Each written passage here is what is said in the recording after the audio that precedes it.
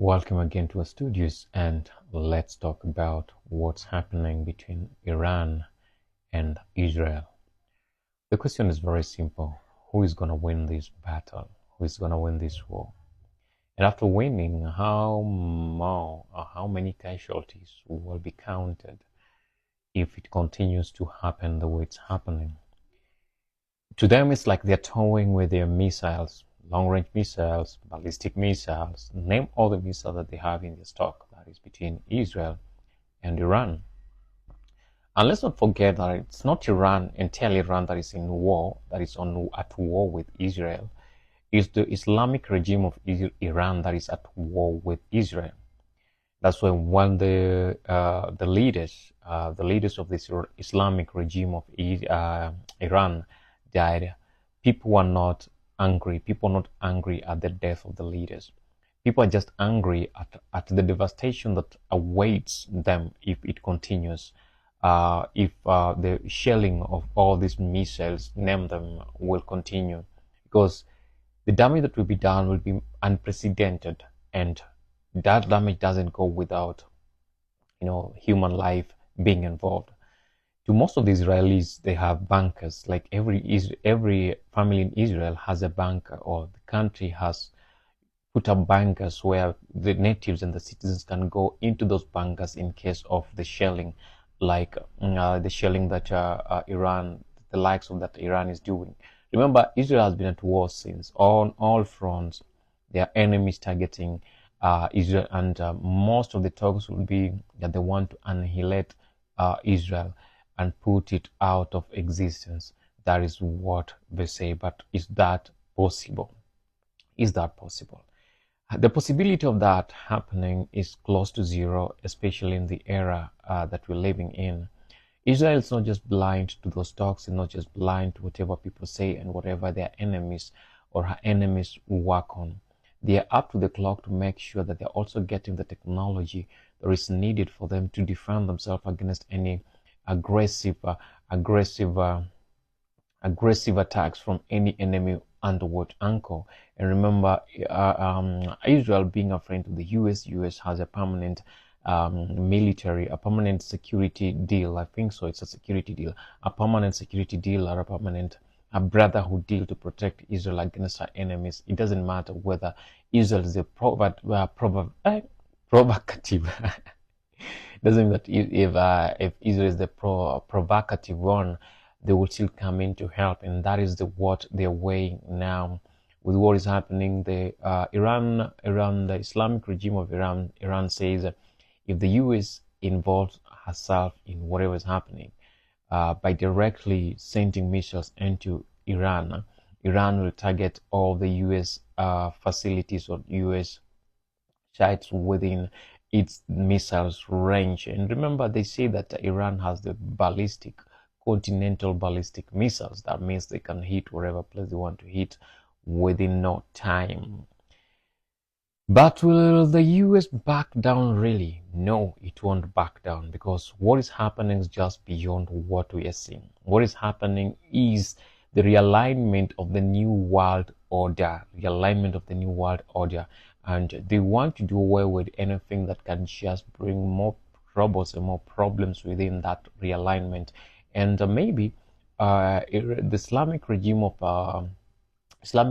Iran might be one of the obstacles within the way. So the main objective that Netanyahu has is to do away with the head of the snake, because they know once they are done, once they have destroyed the head of the snake, it will be very easy. There will be no supply of ideas, supply of finances, supply of resources to the rest of the body of the snake, or the snake to continue functioning. Remember, Iran has been accused, or the Islamic regime of Islam has been allegedly accused to be the one funding other rebel units like Houthi, Hezbollah, Hamas, and name all these other babies that has rose up or are sprung up from the Islamic regime of Ayatollah Ali Khamenei. And that is what I believe Netanyahu is trying to do. And I believe, though not verified, but I just believe that the US is well aware of what is happening currently in Israel. They were even aware of the preemptive strikes that Israel made on multiple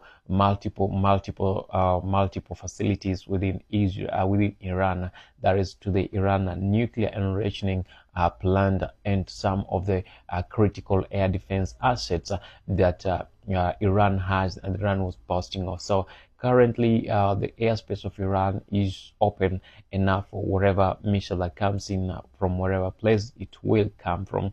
But I also believe that they have their own way to defend themselves. And someone is asking questions like, if Iran decides to do all the missiles that they have installed against Israel, what will she have, and what will Israel do? Will the Iron Dome be ready to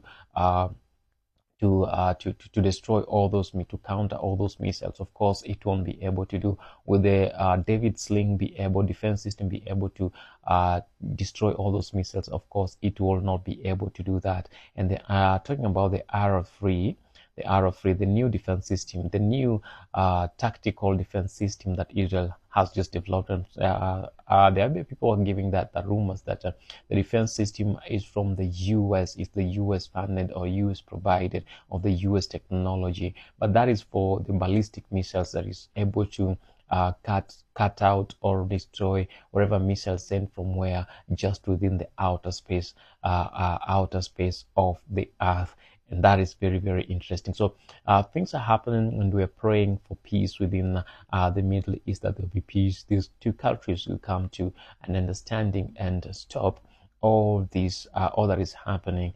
But again, there are things that we cannot put a stop to. If they were meant to be, they must happen as they were prophesied. Maybe it's that time that things are happening that they said will happen. Maybe it's that time that most people believe that the alignment of the new world order is coming. It's awakening. It's coming into effectively coming into play over here. And who is gonna be the big brother, or the eye of the world, like who'll be looking, who'll be watching over?